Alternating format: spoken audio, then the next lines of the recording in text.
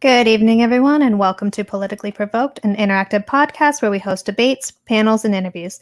If this is your first time joining us, please like, share, subscribe, follow. We are primarily on YouTube, but you can find us on Facebook, Twitter, Twitch, Discord, and BitChute. All the information is in the banner below, or you can just search Politically Provoked and we should pop right up. Politically Provoked is a neutral ground where people from across the political spectrum can either duke it out in a debate or just have a casual discussion in one of our panels. Either way, we try to represent both left and right-wing views on every episode.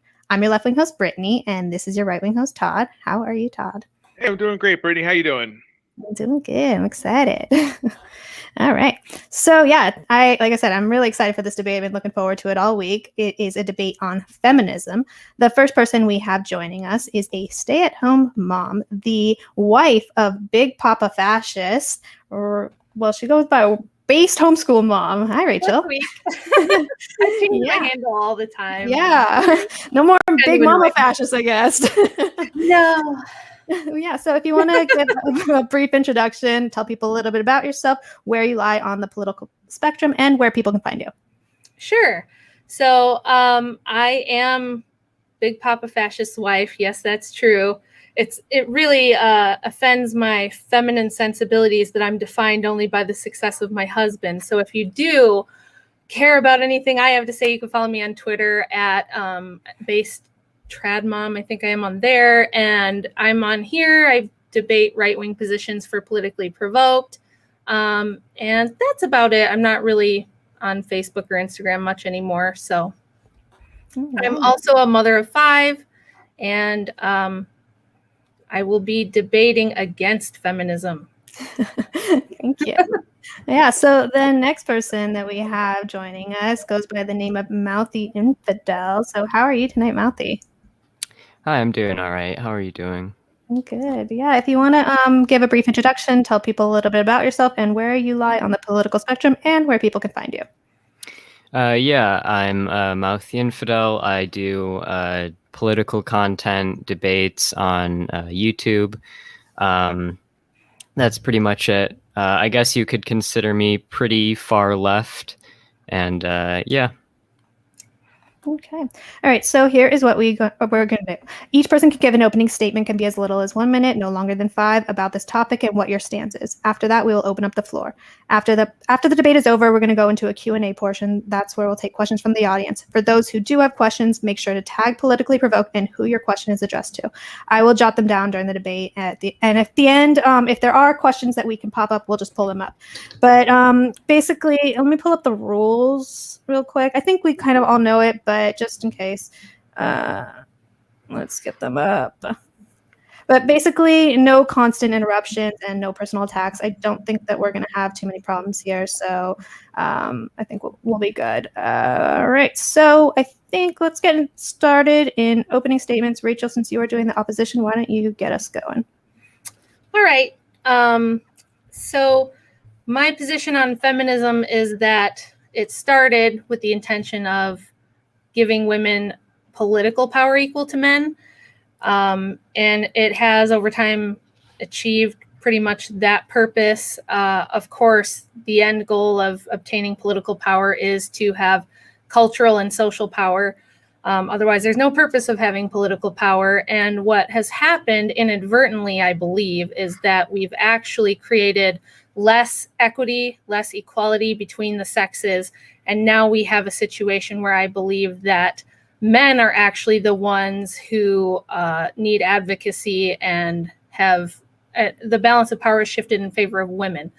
Now, that's in other areas besides just politics. So we have to look, this is a social justice topic, right? So we have to look at all those aspects of the culture when we're talking about this. And I think we should limit it to feminism in the West, because if you talk about feminism across the globe, you could go on for days and hours, and it means different things in different places at different times. So I think it would be smart to limit it to the West in general. And we need to talk about things like there was already an existing balance of power between the sexes, whether you believe that God created man or whether you believe that it was evolution that produced these differences. You had men with a monopoly of power on things like physicality, size, strength, force, You could even say perhaps like logic and reason. And then you have women who, despite being weaker than men, have a monopoly on reproduction. So throughout history, and now we have not just historians and sociologists talking about this, but we have DNA evidence that proves that over history, about 80% of women have been able to pass on their genes through reproduction, and only about 40% of men have. So we each have about double the number of female ancestors that we have male ancestors in our lineage, and that's because women are the gatekeepers of sex. Even in centuries ago, when there were more arranged marriages, of course, not all of them were, most of them still were not, but even when there were, women were generally the prize to be won, and you were lucky if you got to have a wife and reproduce. So we had a monopoly on that. And we also have a lot of power given to us by our sexuality. So there was somewhat of a checks and balance system on the sexes before we did anything politically. Now that women have gained political power and social power, you see an extreme bias towards females in family courts. 70% of divorces are initiated by women. 83% of women get custody in divorce cases. More men pay child support than women, even if you look at how many women are ordered to pay, how many men are ordered to pay.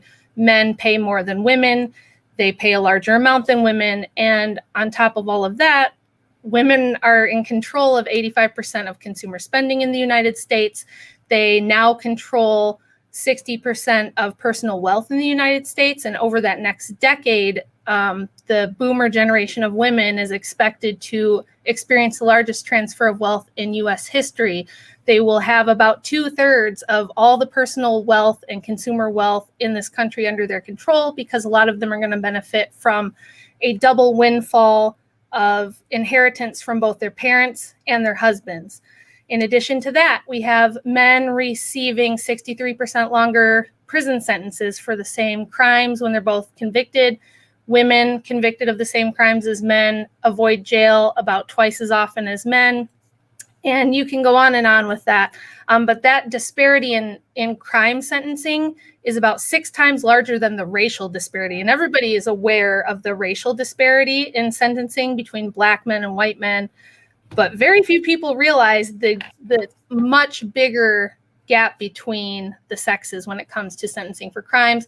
Men also experience 90% of fatalities related to workplace deaths. So my position is that feminism has inadvertently turned men into the oppressed class, and that now we're going to need male advocacy to try to balance that out, since you can't put the genie back in the bottle. All right, thank you. So Mouthy, you are up. Yeah, so I think sort of fundamentally what I'm talking about when I'm talking about feminism is essentially a movement to try and bring, social, cultural, political, economic equality between the different genders, obviously.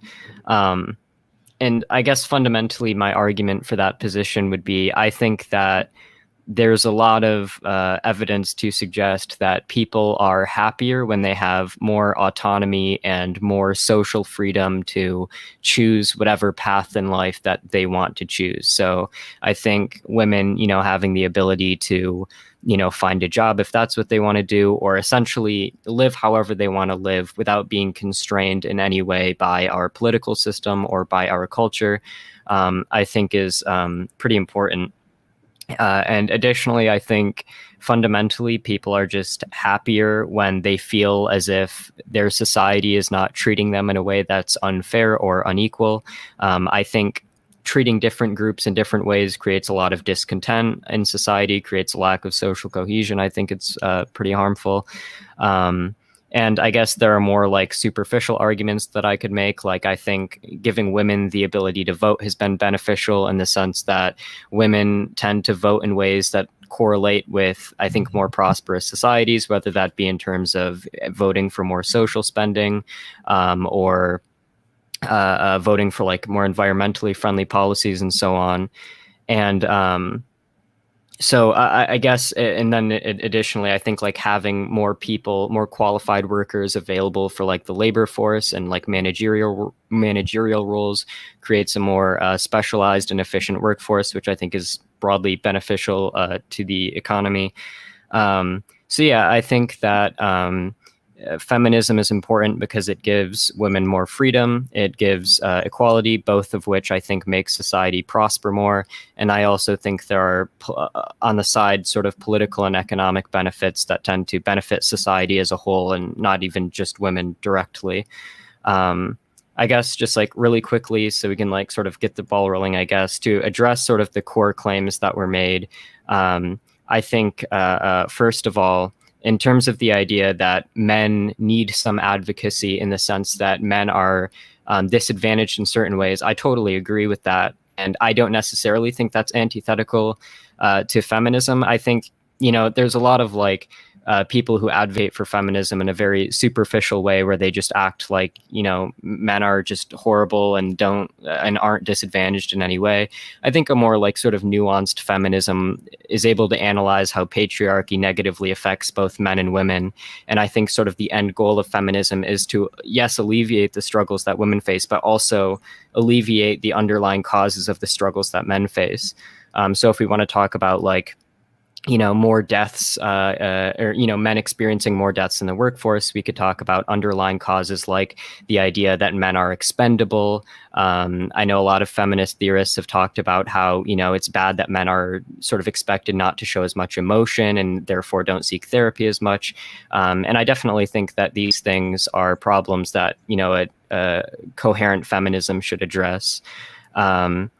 But I guess in terms of whether or not like women are more advantaged than men, I think that men and women both suffer from patriarchy in like very different ways. Like for men, again, we could talk about like family courts. For women, we could talk about something like, I don't know, the gender wage gap or something like that, or the fact that something like 50% of women experience like discrimination in the workforce.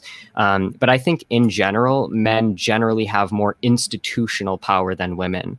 So sort of the society that's created by those at the top does harm the average man and the average women in different ways. And I think it's kind of useless to try to compare them. But I think there's generally more men at the top than there are women.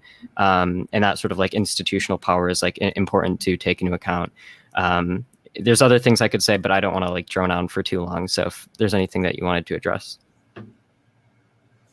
Yeah, so I'm happy to hear that you kind of agree with me that, things are not equal and that men do suffer oppression right now. And I would say that the idea that there's a patriarchy now is kind of laughable to me, because I just explained how generally the institutions of power do not favor men. So in today's society, a lot of men are not even dating or getting married anymore because they take all the risk for very little reward, meaning you are a young man, you have a good job, you're starting to gain some resources, therefore a woman's attracted to you, she wants to marry you, you want to marry her, you get married. She, probably brings some college debt with her. The vast majority of college debt in this country is now held by women.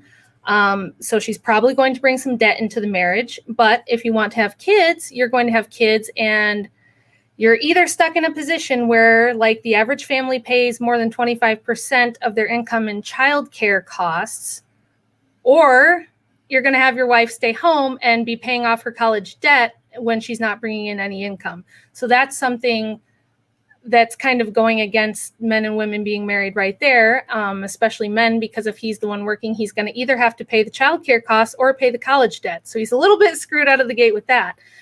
If he has a couple of kids with her, let's just say they have 2, since that's kind of average, and women are known to be hypergamous. It's biologically built into us that we are to seek men with resources, because having children disables you for about the first 5 years of that child's life. You have to nurse them. You have to keep little walking death traps from going off and dying, because that's what kids do. They hurt themselves and fall down and get in trouble.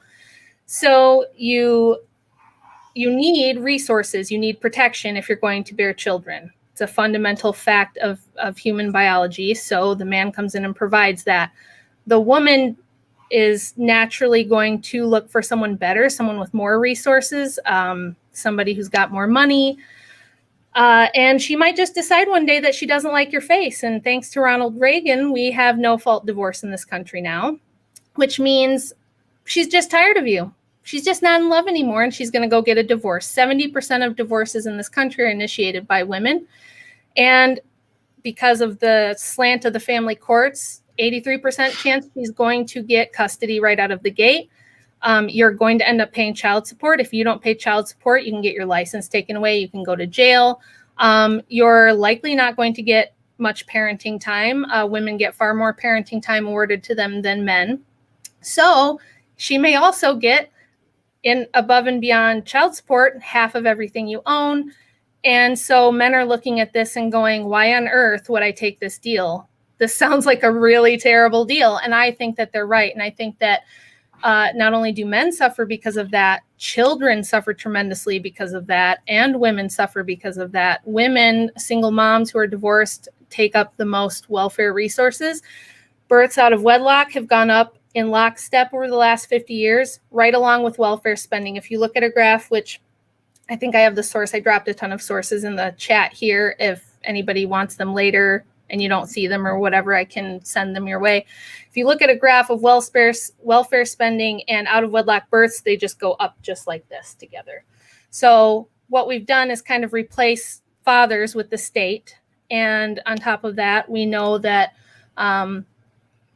children who end up on anxiety meds, depression meds, ADHD meds, having trouble in school, substance abuse problems, the vast majority of them come from homes without both biological parents living in them. I have a reference of studies that were done on that as well. They looked at a children's psych ward and found that 88% of the kids in there did not have an intact family with both bio parents. So I think there were probably good intentions with first wave feminism, but I don't even think that first wave feminism was good. I know it's very popular on the right to argue that first wave was fine, but it's just gone too far. I disagree with that completely. I don't think that first wave feminism was a good idea either.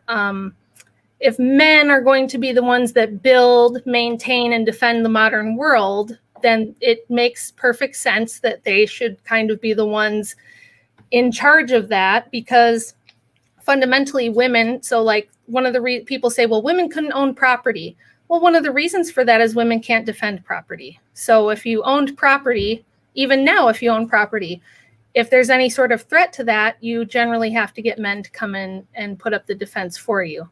So there's a lot more to it than just making women feel like their voices are heard, or having an equal number of men and women senators and men and women CEOs. And that's where it really gets me is feminists say some of the most prominent feminists like Gloria Steinem say, we need 50-50 men and women CEOs. We need 50% of senators to be women.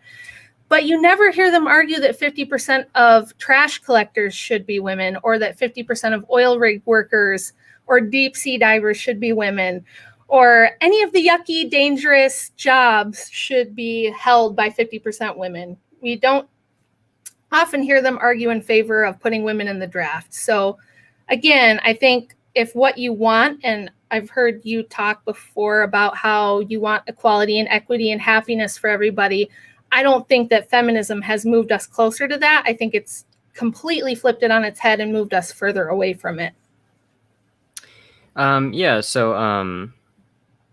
Okay, so there's, I guess, a few things there.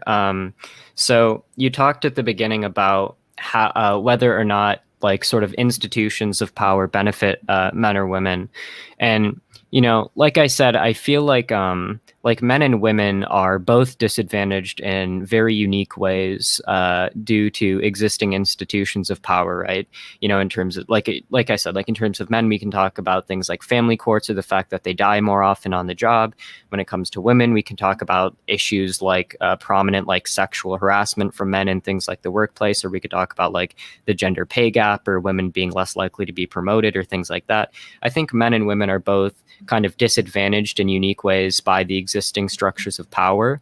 And I don't know if I would try to like, you know, try and compare who has it worse or not. I don't know what value that sort of has but or that sort of thing has. But I do think that the reason I talk about like patriarchy is because while the average man and the average woman are both negatively affected by existing institutions of power, the existing institutions of power that we're talking about are disproportionately represented by men, right? Men are disproportionately represented in government power in terms of like Senate or the House of Representatives. There's never been a woman president.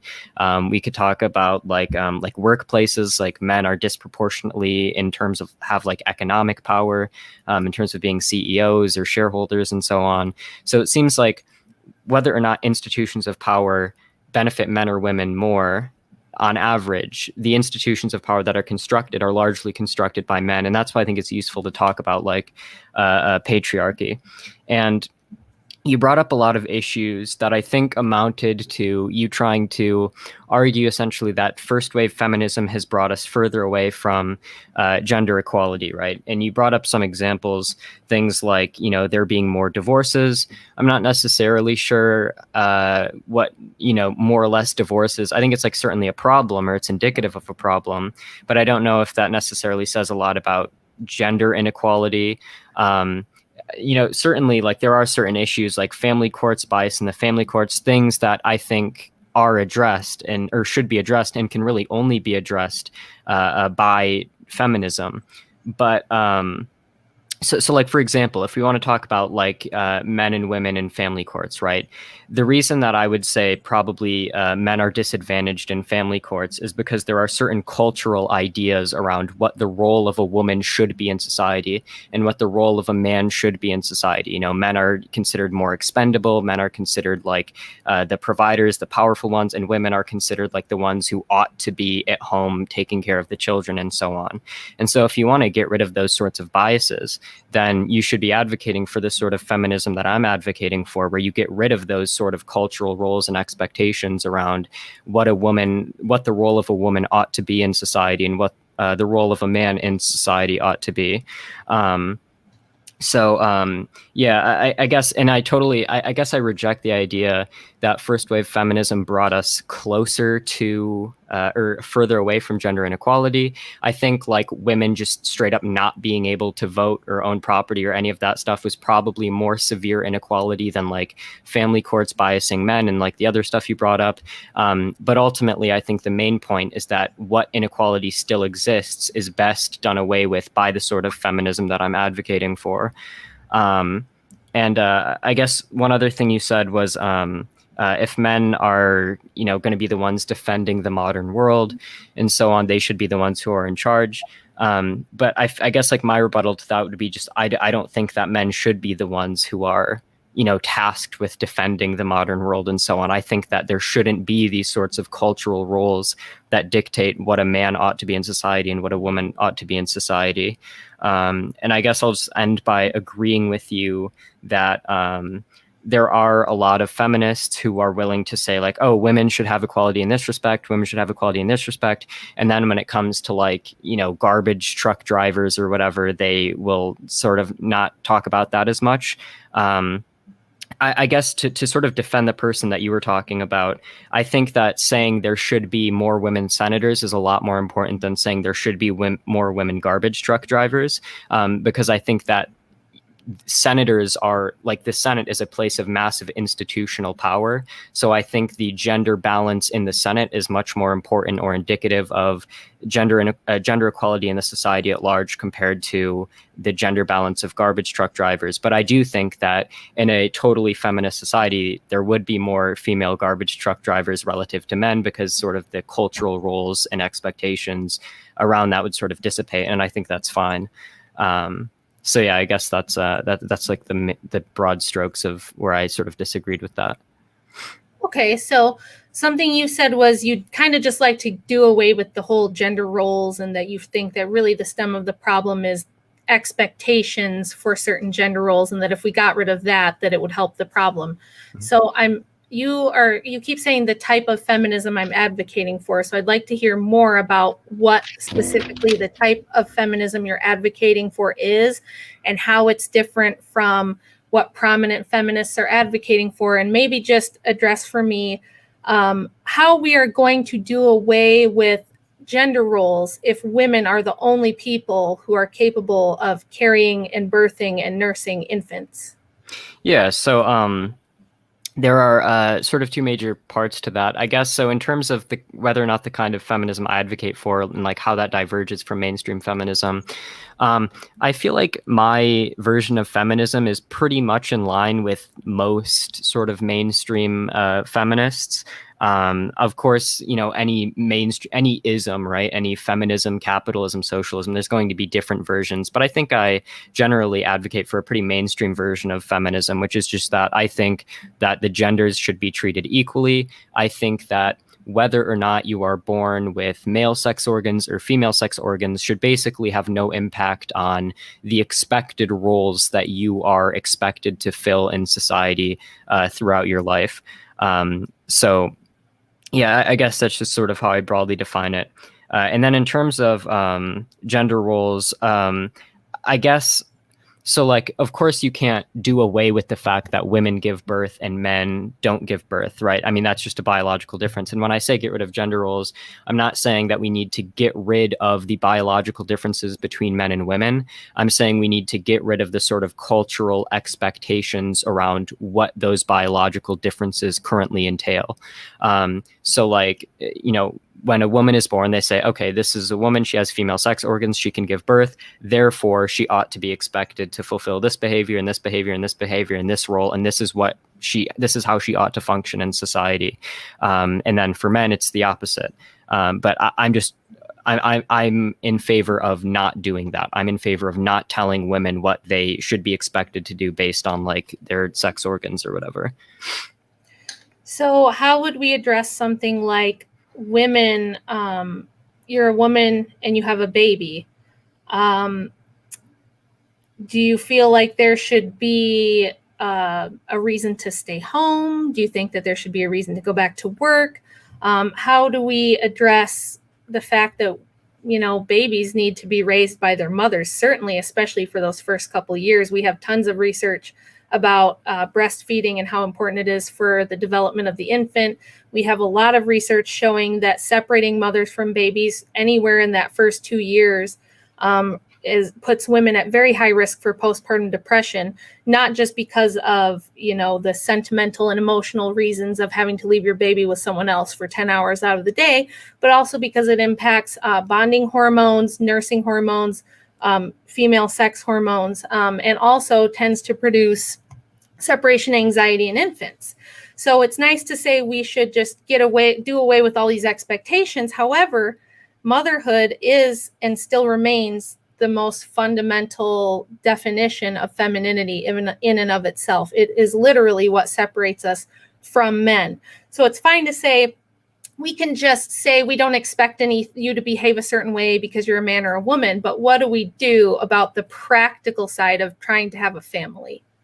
Sure. So in terms of like the practical side, insofar as like for a little bit, like the woman watching the baby as opposed to like the father or something is absolutely totally necessary. I don't think most people would say that like a woman should just like leave her baby, insofar as, and I will admit, okay, I'm not super well versed in the sort of science of like parenting or whatever, but insofar as it is true that the mother specifically like needs to watch a baby for X number of months in order for that baby to like be healthy or something after it's born, then yeah, I think it would be reasonable to expect or hope that the mother would do that.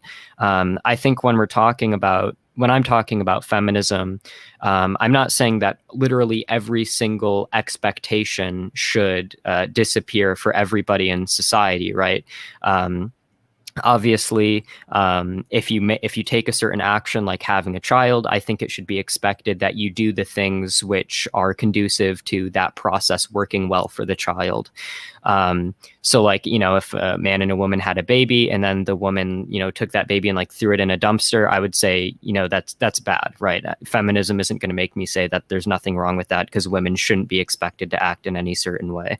I guess when I'm talking about feminism, I'm more so just talking about like this sort of needless cultural expectations we ascribe to people based on certain biological characteristics.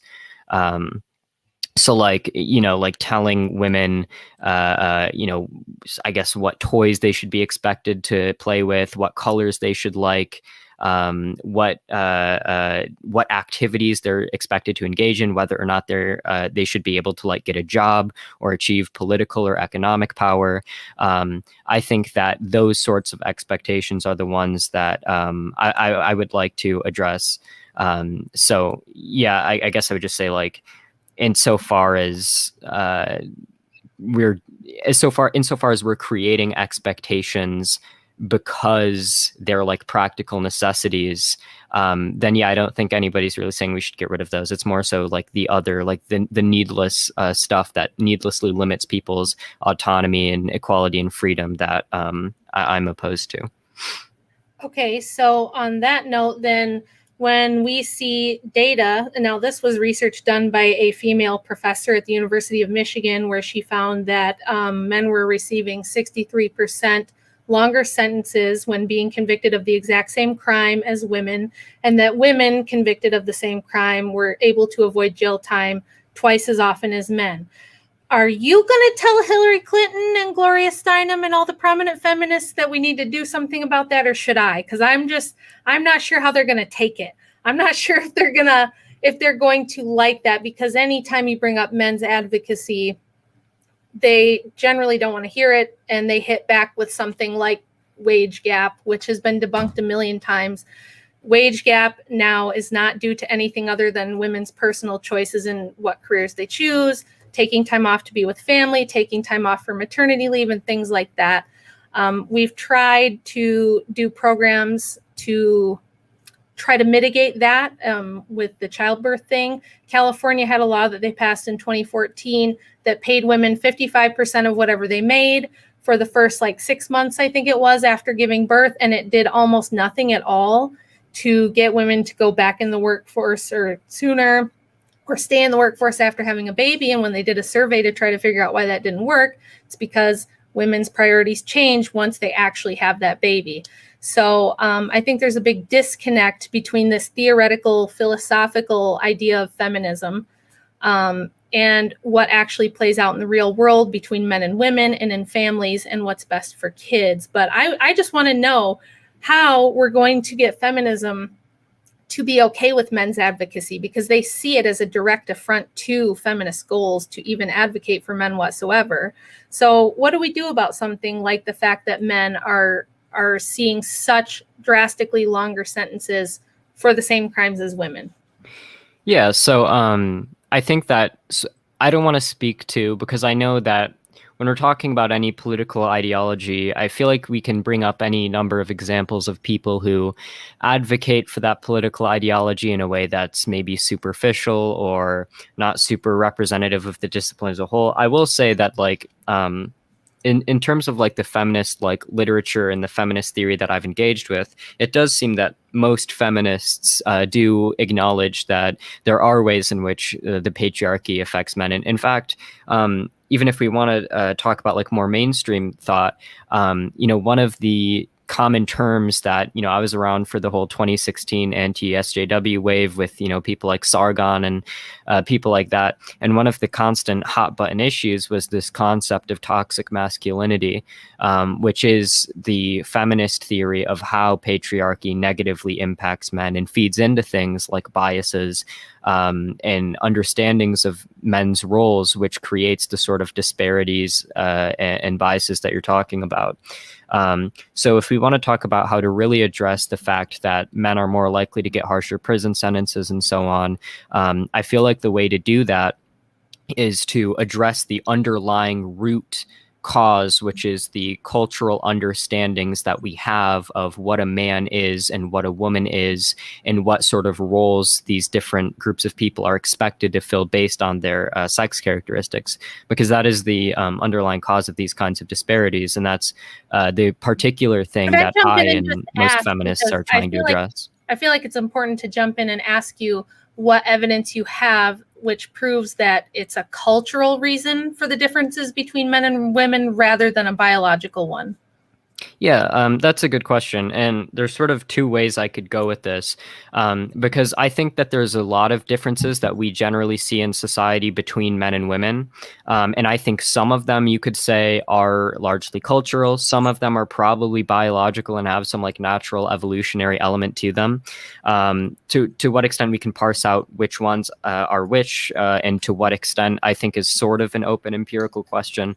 But either way, so like the idea that we have a sort of natural inclination to do a certain thing. So let's grant the premise that it is sort of evolutionarily ingrained within us that men are naturally inclined to like dominate over women, and that's sort of like where our natural tendencies would lead us. Even that I don't think implies that this sort of male domination over women necessarily has to be the case or should be the case, right? Like it's kind of like the is-ought gap, right? Like you can't directly get from a descriptive statement to like a prescriptive statement. So, for example, I mean, I'm of the belief, I don't know if you, I know you're religious, I don't know if your interpretation of your religion is compatible with like evolution. Generally, I'm of the belief that our natural tendencies are ingrained in us by evolution. And so we have certain tendencies, but we can also abstain from those tendencies. And it's often in our interest to do so.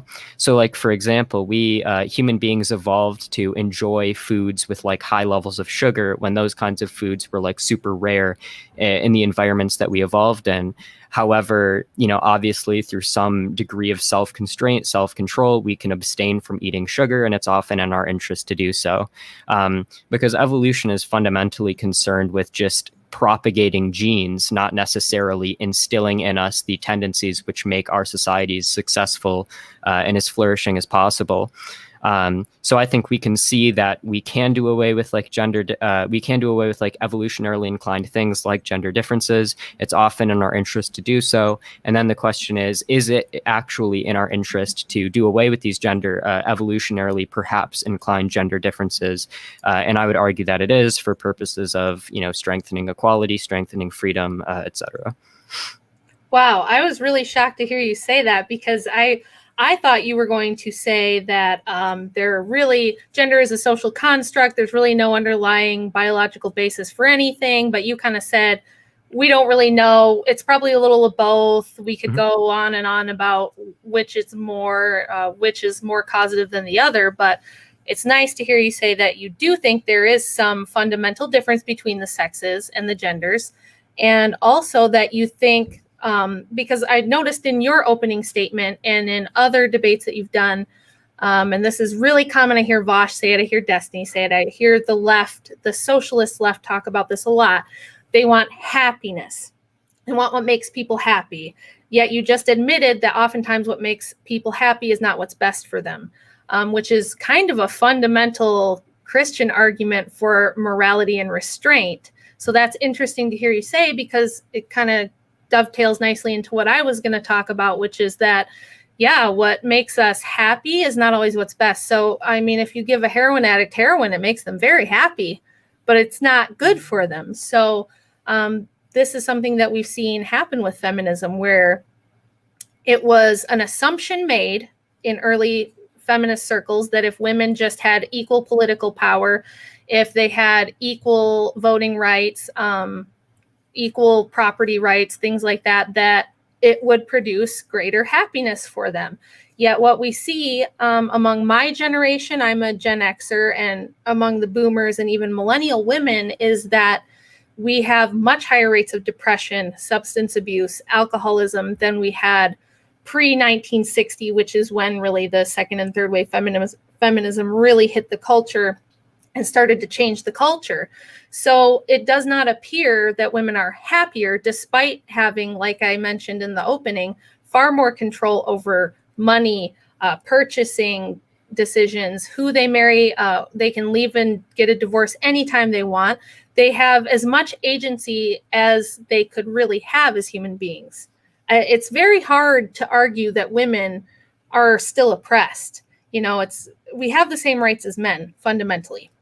If you would like to tell me how we're still oppressed, I'd be happy to hear it. But I have a lot of hard statistics and data that prove that men are actually the ones who have the systems of power against them at this point. And it hasn't really made women much happier.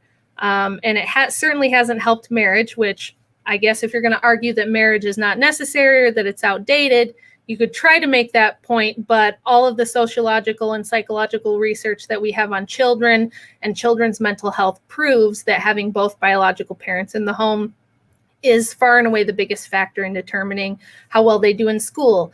If they're going to have substance abuse issues, if they're going to have mental problems like dissociative identity disorders, depression, anxiety, all those kinds of things, even gender dysphoria. So it's very interesting to hear you argue on the one hand that not everything that makes us happy is good for us and that there's some times that we need to overcome, our passions and subject them to the truth rather than subject the truth to our passions. And I just don't see that argument helping your case that feminism has made things better. Sure. So, so I guess first of all, in terms of the sort of idea of happiness, it gets kind of hard because it's just in terms of like, how do we define happiness? I think I would define, I guess like well-being is probably a better word that I like to use. I think people ultimately, we should strive to get the greatest amount of like well-being for people in society. And I don't know if it's necessarily about, people just not doing necessarily what makes them happy. It's more just a matter of, I think, what makes people more well off in the long term can come at the expense of, people having to repress certain desires that they have, right? So like it might like give me a lot of dopamine and like satisfy my very short-term pleasure to like shoot up heroin. However, in the long term, the addiction that's going to create and the sort of impacts that's going to have on my life will ultimately not be in the long term conducive to my well-being, though it might in the short term seem like something I want to do. So it's just fundamentally for me a matter of repressing certain impulses that we have, which might manifest in bad ways.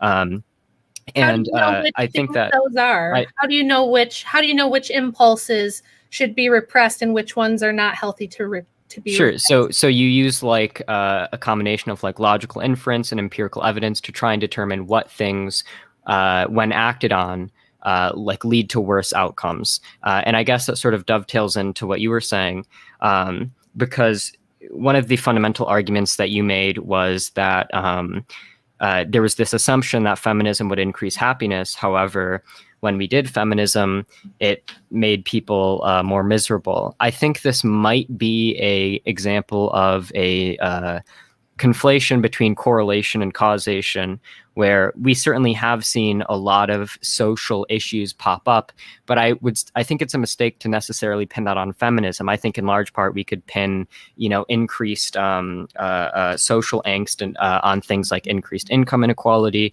decreased power of unions, alienation, the fragmentalization of society, the decrease in like stronger community bonds in terms of things like unions or even churches and things like that. So I think to say that, feminism makes people less happy because of, the US has become less happy while it's become more feminist. I don't know if I would necessarily make that argument, especially when we can look at like the Nordic countries, right? Finland, Denmark, Sweden, Norway. These are in Iceland as well. These are by and large the most gender equal societies on the planet, and they're also the happiest societies on the planet. So I don't think that I don't necessarily buy the idea that feminism makes us less happy, or that's the reason why the US has become less happy, because when you look at it from an international perspective, more feminism seeks to breed more happiness. I guess just to address like two other things you said, you talked about how women aren't still really oppressed. I guess it depends on what you mean. There are no laws that say like women should be required not to, enter the workforce or anything like that. But I think there are ways practically in the way that our law manifests that are oppressive to women. I think the fact that like women are less likely to be promoted in certain areas, the fact that women are less likely to be in political power, economic power. I think the gender wage gap is one of them. I know you talked about how you don't necessarily buy the gender wage gap idea. And I think my sort of counter argument to that is the classical counter argument to the gender wage gap is the idea that it's not taking into account different choices between men and women. It's just taking account like the average earnings of men and the average earnings of women and comparing them, which isn't a very good methodology. However, I guess what I would argue is, first of all, even if it is a difference between even if it is a product of different choices between men and women, the question then is, well, okay, what leads men and women to make those different choices? And I think the sort of cultural norms we have around gender plays into that. And also another thing that doesn't really take into account is that there are certain studies showing that, for example, women are less likely to be promoted and are discouraged structurally in the workforce in certain ways. Like I think like the number's like 42% of women are like sexually assaulted in the workforce. So I do think there is still a substantial oppression of women going on in our country.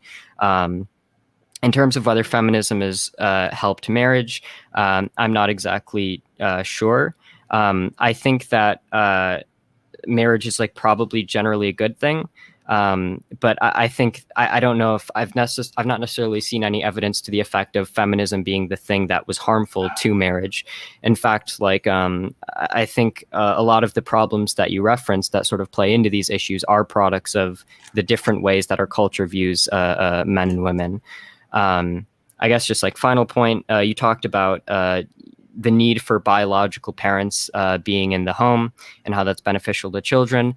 I think there's a need for parents being in the home. I don't know if necessarily like biological parents are super necessary. The studies I've seen on things like gay adoption, for example, tend to show that, you know, the children raised by like adopted gay parents tend to be as well off as children that are raised by like biological parents. But either way, I don't see any way in which the concept of feminism is necessarily antithetical to, you know, having like parents at the home taking care of the child. That's more so a thing that I would try to rectify through economic means, right? Like providing things like universal childcare, universal pre-K, universal child allowance, so that and, you know, paid maternity leave, paid paternity leave, so that you know, men and women can take care of their children like more effectively. So yeah, I guess that's basically all I would say about that. Okay, so you mentioned the Scandinavian countries being the most egalitarian, which is true. Mm-hmm. And there's been some really famous studies and data that show that the more egalitarian those nations became, the more the women tended to actually choose traditionally more female occupations, and say in surveys that traditionally female things like family and motherhood were more important to them. And the scientists were torturing themselves trying to figure out why, when it's a pretty simple and obvious explanation. But they had a couple different theories about that, why that didn't turn out as expected. But let's talk for a minute, because you were saying, you know, it's hard to tell if we can pin it on feminism that people are more unhappy. So let's talk about the sexual liberation piece of this argument. So the 60s, that was the big sexual revolution, women's lib. How do you feel? Do you think that things like pornography being so ubiquitous, OnlyFans being so popular, women making money that way, what's your opinion on, do you think that that's a net benefit to women? Do you think that's empowerment for them? Or do you think that it actually lends itself more to exploitation of women? Okay, so I guess two things. I will get to that. I guess the sort of one point that I wanted to make is that you brought up the idea that as societies become more gender equal, they become less equal in terms of outcomes. Not necessarily less equal. It's just that everybody assumed that if women had the choice to be powerful CEOs and run companies, that that's what they would choose. When the more egalitarian societies become, women tend to choose more traditional female occupations rather than STEM fields and running companies. Yeah. So my sort of understanding of this data is, so I guess one of the reasons why I'm kind of skeptical is when we're talking about measuring gender equality in terms of what drives women to, I guess, make different decisions. one of the main things that we have to look at is what's called gender neutrality, which is sort of in the idea of like how the culture treats men and women, or like the cultural expectations that exist. Whereas most of the studies that sort of measure this so-called gender inequality paradox are just looking at, very base structural things like, to what extent women are represented in like certain bodies of like local government and so on. And the problem is that counterintuitively, though this isn't like super easy to accept, but it happens to be the case that inequality can exist or can vary very widely in different sort of domains of inequality, right? So one of the things that researchers have found when trying to do research on gender equality is that, say like gender inequality in the economic domain doesn't actually predict the level of gender inequality in like the political domain, and gender inequality in the political domain doesn't necessarily predict gender inequality in like the cultural domain. So I think that whether or not women are like choosing to, join STEM fields and so on, I think the most important factor there is how the culture treats it and what's called gender neutrality. And those studies don't assess that, and you can't really assess the level of gender neutrality in the studies or in the countries being examined based on the methods that they do use. And then I guess in terms of whether or not sex work is empowerment, I think that there are certainly certain aspects of sex work that are like maybe play into sort of problematic cultural norms about men and women, but generally speaking, I'm in favor of women being able to make money or do whatever they want in life, even if that does include sex work. I think in large part, the sex work industry has been pretty exploitative. That it's less so in terms of things like OnlyFans, where women have more power over their product, as opposed to like in the porn industry where they're being like directed around by some rich dude. So I think that's pretty good. But then again, I mean, most any industry is going to be pretty exploitative. I mean, you talked about earlier how many men die in the workforce, and, that's not from sex work. That's from things like lumberjacking and, things like that. So I think different occupations can carry different risks and different problems. However, I think that I'm generally in favor of women having the ability to try and enter into any industry that they think is most conducive to their interests. Okay, so kind of no judge, right? We're not going to judge people. So there was a survey done in 2019 where they asked a large number of men. I've got a link to it. I don't remember the exact number, but it was a large sampling of men. They asked questions about how often they view porn, and 98% of men responded that they had viewed pornography at least once in the last month. 50% of them had viewed it at least once in the last week. The average age that a young boy is first exposed to pornography on the internet. Your generation is the first generation to grow up with porn right on their cell phone that they get when they are young children. And around age 11 is when they're first exposed to pornography. We now have all kinds of research and studies that show that young men being exposed to pornography on such a constant basis is one of the leading causes of things like, men having fertility issues or performance issues. It tends to become extremely addictive, just like the junk food that you were talking about, like the sugar that you were talking about, or the drugs that you were talking about. And, as a mother of 4 girls, I don't love the idea of them thinking that right when they hit 18, they can just get an OnlyFans and make money that way. I would rather them think of the second half of their life. This is another part of feminism. When we're talking about the happiness factor, most feminists don't think about what life is going to be like once they're past their fertile years, what it's going to be like when they're older. So when you're a young woman, this is what I was talking about with the power balance. And this is probably something you might not have thought about as a young man, but generally young women in our prime fertile years, our late teens and 20s, there's a lot of bias for us, towards us, in favor of us, that we don't even understand or recognize. You can see that in like the hip hop industry and the OnlyFans stuff. These young women can become millionaires. I mean, Bad Baby just made like over $1 million her first day on OnlyFans. And Cardi B making millions and millions of dollars, talking about her WAP and this and that. It's a source of power and money for women when they're young, which sounds great. And all the feminists applaud it and they think it's wonderful. And then women hit this wall. I'm 40 years old. I've had 5 children. I am no longer basing my life and my identity on the things I did when I was 20. So, but lucky for me, I've got a large family, a happy family, children that love and adore me, that I'm very close to. I've got a husband. We've got a fantastic relationship. We're probably best friends. He loves and supports me. I do the same for him. The second half of my life is looking pretty good. It's going to be filled with grandchildren. I won't be lonely when I'm old. There will be people who want to take care of me or help me out. And what a lot of there was a popular article by a feminist that came out like a week ago where she said she remembered primally screaming when she found out that freezing her eggs did not work, because she wanted to try to have a career first and then have children without a husband when she's like 50 or something.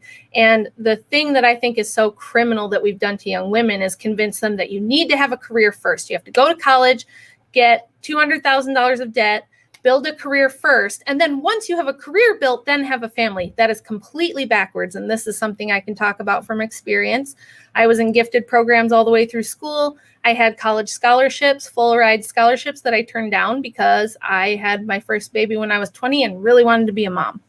So you can be a mom. Your fertile years are from, 18 to maybe 35 if you're lucky. After 30, it gets more and more difficult with each year that passes to have children.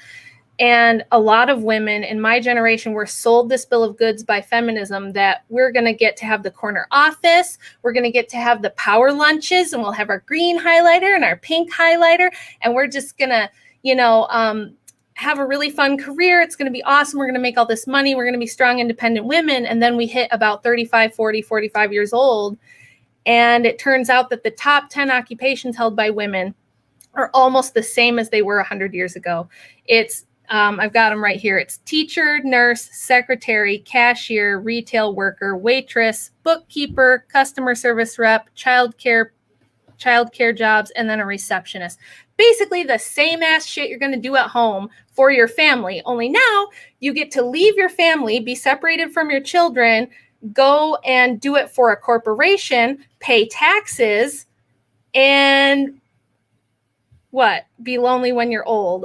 Drop your kids in daycare. And if you drop your kids in daycare, they're going to be perfectly happy to drop you off at the old folks home when you're old rather than actually interact with you.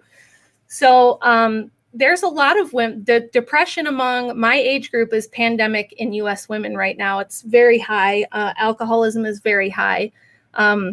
Women are lonely, and they're finding out that this feminism stuff that we were sold and told in the Go Girl 80s and 90s is not what it's cracked up to be, and that it doesn't account for what happens to us after we can't get attention and affirmation and all these things via our sexuality and our looks.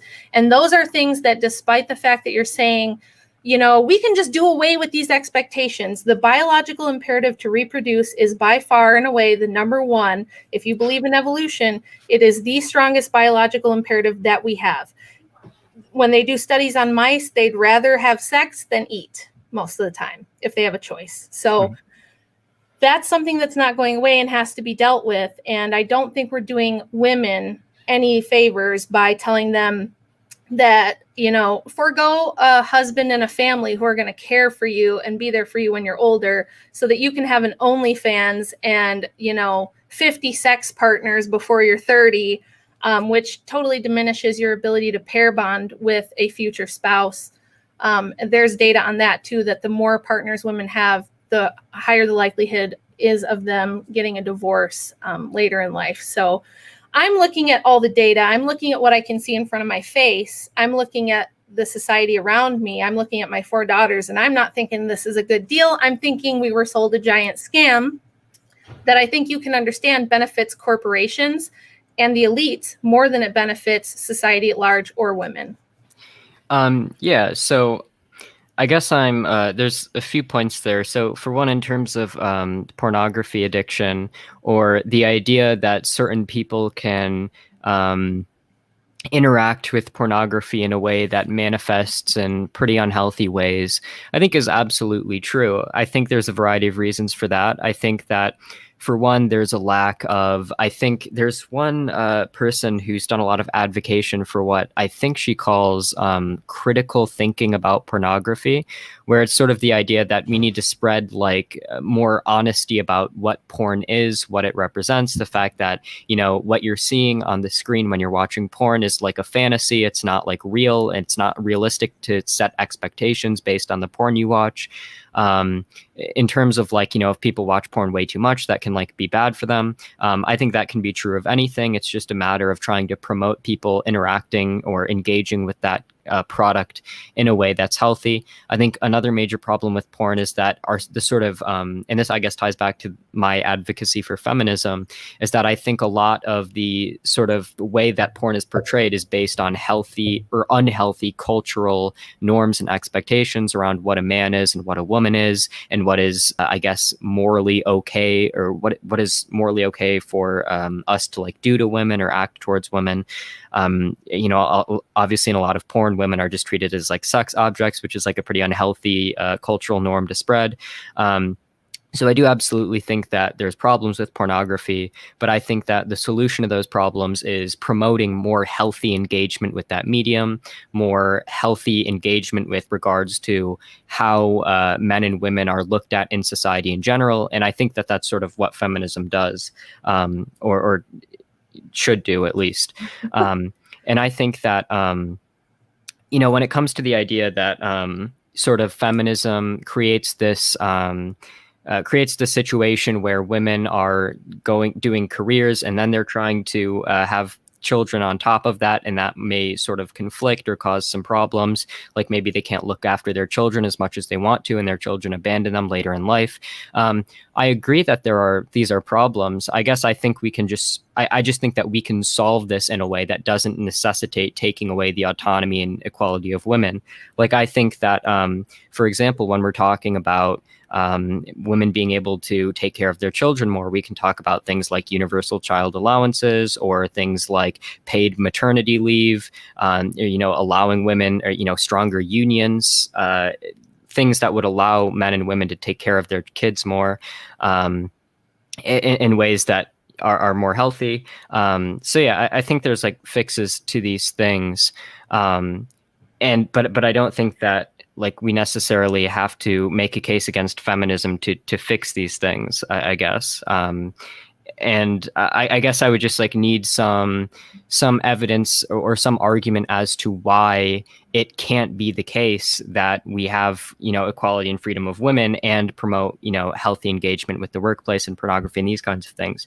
Because, you know, I brought up the Nordic countries earlier. If you look at the Nordic countries, these are places which do have robust welfare states, you know, paid maternity leave and these kinds of things that I'm advocating for. And the feminism and the gender equality that exists in these places seems to have made the society a happier place. I mean, these are the happiest places in the world. They're very gender equal because they have the sorts of institutions that I'm advocating for. Yeah, and I guess in terms of like the biological imperative to reproduce, yeah, I think that's like always going to be there. I think people are always going to want to reproduce. I don't necessarily know if that's like a sort of a cut against what I'm advocating for. But yeah, I'm interested in hearing like more of an explanation, I guess, in terms of why the idea of feminism or like equality and like more equality and autonomy for the sexes inherently must lead to like situations where like the kinds of situations where you're talking about when you know, you get old and become miserable and so on. Well, so that's a good question. I don't know if you're familiar with Simone de Beauvoir, who was the mother of second wave feminism. She's famously quoted as saying, we really have to package feminism as something women must do, because if we tell them that they have the choice to stay home and become mothers and raise families, far too many of them will choose it. So we have to package it as something you must do kind of for the sisterhood, in order to talk women into it. As a woman, that offends me. It offends me to think that there are elitist women out there trying to socially engineer me away from what I might want to do. I've experienced a lot of social shame as a stay-at-home mom. I'm told all the time that I must be too stupid to do anything else, that I must not be a real woman if I can't balance a career and a family life, that I must be brainwashed by my husband, I must be abused by my husband, horrible things. You would think that women would stick up for me and say, yes, we want you to have autonomy and choice like you were saying, but that is not how it's playing out in real life. So that's that. And then what was the other thing I was going to say? Then just as far as what this does to men, again, it's women already had a lot of power. Just because we're not in the Senate, or just because we were queens and princesses and things, in the era of chivalry, women actually were the benefactors of patriarchy. Patriarchy is presented as something that's only beneficial to men and terrible for women. But really, if you look at the chivalry code of the patriarchal age, it said you must respect and honor the weaknesses among people. You must defend those weaker than you. That you have to treat women with honor, that they must be provided for and protected, that you have to be honest and not lie. I mean, it was a very good moral code by I think any standard that you would have today. And women were the primary benefactors of it. We've never had to ride into battle and die.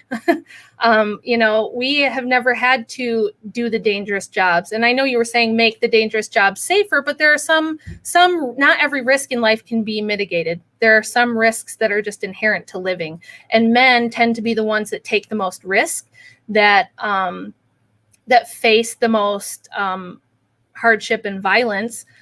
You could talk about domestic abuse, but it's not really much of anything compared to the violence that men face. Especially, you could talk about prisons. If you include prison rape, men are actually the ones who are dealing with more sexual assault and rape than women are, all things considered. So I still think that if you look at the social structure that we have now and the institutions of power, you have women calling all the shots. We're the ones that choose who gets to reproduce and when and how many. We're the ones that choose if you get to keep your children around and have an intact family or not. We might just take off and take half your shit with us when we go. Then we put the children in daycare, which is run by women. They go to school, which 90-something% of teachers are women. So think about being a boy. You're a boy. When you were young, and if you went to daycare, you were around women. You went off to kindergarten, your teacher was probably a woman. Most of elementary school, your teachers were probably women. You had a male teacher here and there, but far and away, the majority of teachers are women. So young men learn from birth, that it's a woman's world and that women make the rules and women enforce the rules, and women are the ones who decide what behavior is acceptable and what is not. And that's where this toxic masculinity garbage comes from. I think we're getting close to the end here, so I'll just kind of wrap up what I wanted to say tonight to the young men and women who are out there. Having the benefit of age and experience, if you are a young woman and you want to have children, you see a life for yourself where you have a wonderful husband, you don't have to struggle to balance motherhood, which is a 24-hour-a-day job. That is a 24/7 job. Don't let anybody tell you that it's not. And then trying to balance that with a career and feeling constantly torn that you're going to be falling short or disappointing somebody in one sector or the other. It's either going to be your career or your family that gets shafted, and you're always going to feel like you're not doing enough. That's not wrong. Don't listen to those feminists that tell you that you need to have a career to have self-esteem, that you need to be financially independent because all men are pigs who are going to beat you and control you with money. That's not true. You just have to be wise about choosing a man. Do it like our grandmothers did and look at the whole package of what you're getting if you're going to choose a spouse, because you're giving that man children. You're going to pass down his values, his culture, his beliefs, his genetics, and his last name to those children. So find one who's on board with that and wants to support you in being a mother.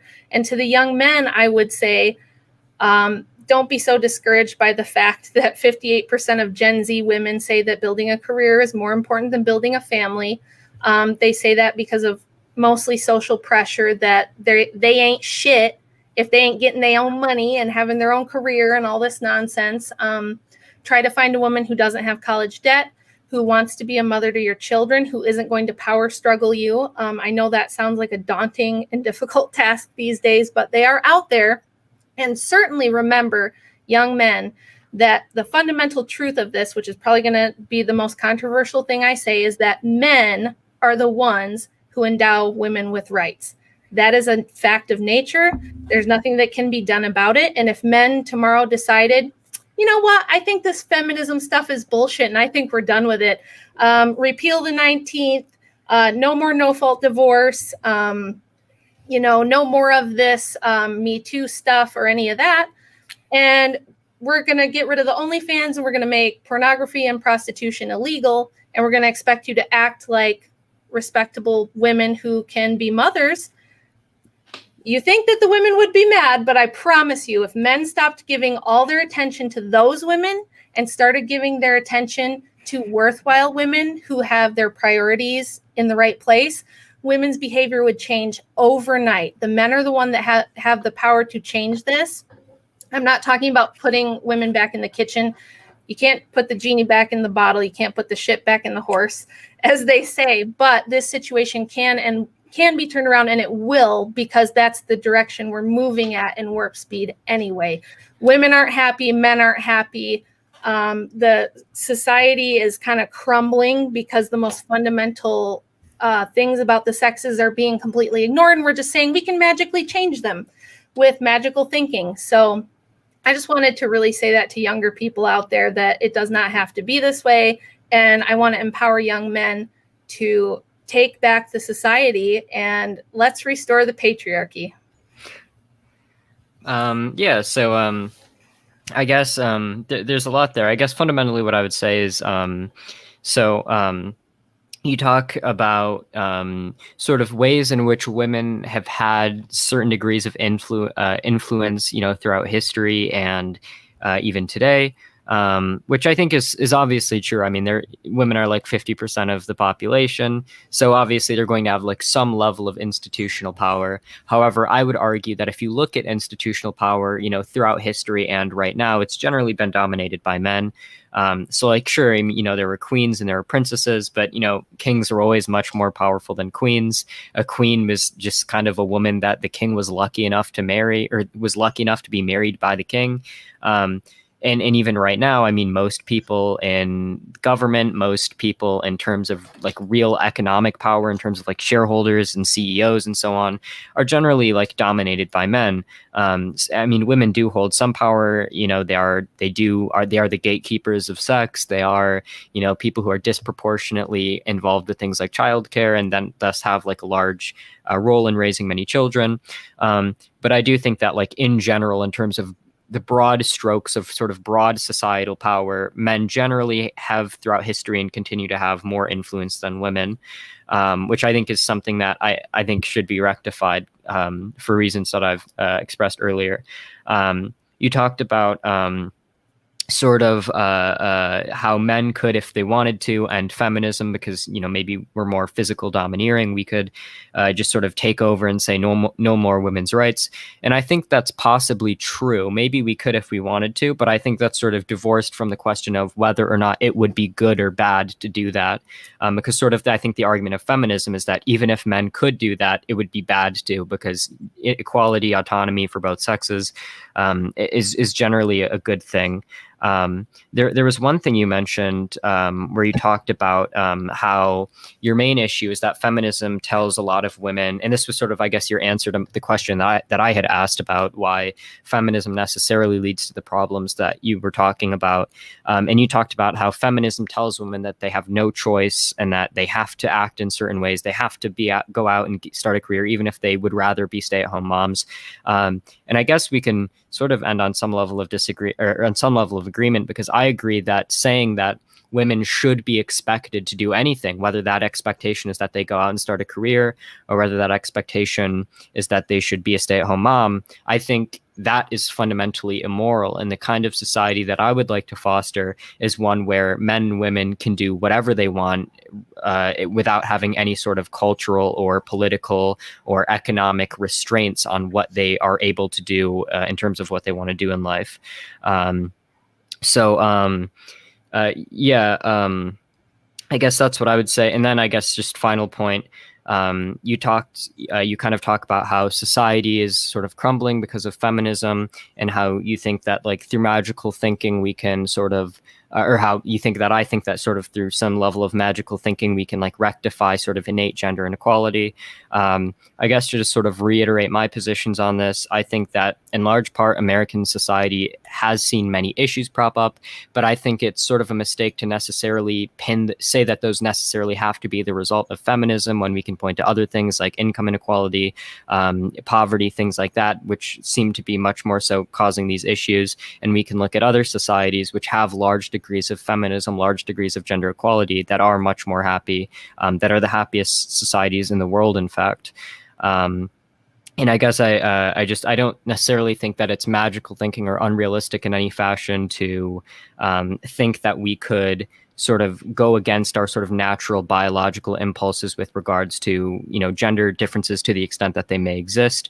I think, with any biologically evolved trait, through some restraint, or whatever, through institutional change, we can sort of go beyond those sort of base impulses, and very often I think it's in our interest to do so, and I think feminism is an example of that. So yeah, I guess that's all.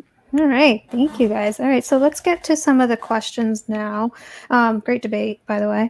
All right. So from GWS to Rachel, do you think that women are as valued for career accomplishments as men are beyond sexual aspects? If yes, can you show data that proves there is equality here? I'm not sure why this person wants me to be the one that shows data that proves that women are valued for career accomplishments. I feel like saying women are valued for career accomplishments is kind of like a very, very subjective thing. If you have data on that, we could talk about it. I don't have data on it, mostly because I think it's beside the point to discuss whether or not women are valued for career accomplishments. I mean, I don't know. Are they? I mean, I saw Hillary Clinton getting all kinds of praise for her career accomplishments. Same thing with Kamala Harris and Michelle Obama and all kinds of prominent women. Oprah Winfrey seems very valued for her career accomplishments. I mean, the list is huge. So not sure. I feel like that question is just kind of a non-starter. All right. So from Halbo to Rachel again, are you familiar with economist Roderick Alden? Okay, this Alden guy again. I gotta figure out who the hell this is, because this comes up a lot with you people. I feel like, am I being like punked or something? Is this like a joke that like with this? It's yeah. Who is Alden? It is it's like a joke that. from Vosh's stream, yeah. Yeah, it is like that. And no, and things of that nature. First of all, economics. Tonight, by the way. Economics is really more of a social science than anything. You would think it would be more like a STEM field, but it's not. It's highly, highly subjective. You can't, if you get 20 economists in a room, you can get exactly none of them to agree on anything. So again, not sure that, I mean, the societies are more productive by what measure, says who. So no, I'm not familiar with that specific research. If you think it's super important, you could drop it in the chat and people can take a look at it. All right. So for Marvin Moore. And you guys, if you have any questions for Mouthy, send them in as well. All right. So isn't it better for women and men to have more choice? Okay. And I remember having him do a follow-up because I didn't know what the heck he was talking about. And so he says, wait. No, that's not it. Okay, so career, life choices. She seems to assume women will always can have children and or want career later in life, but about everything else too, how to be dressed, talk, etc. Okay, so I knew that somebody was going to bring up these questions. I'm going to assume that all of us in this chat and in this room have at least a 90 IQ and understand that there's always outliers and exceptions. So, of course, we can talk about groups and understand. So like if Mouthy says, in general, men are taller than women, and I say, oh yeah, well, I know a man who's shorter than a woman, I have added exactly nothing to the conversation, and my comment was worthless. So as far as choice, women have always had way more choice than you would think. Feminists have been very good at propaganda, very, very good at propaganda through Hollywood and through the media since the 60s.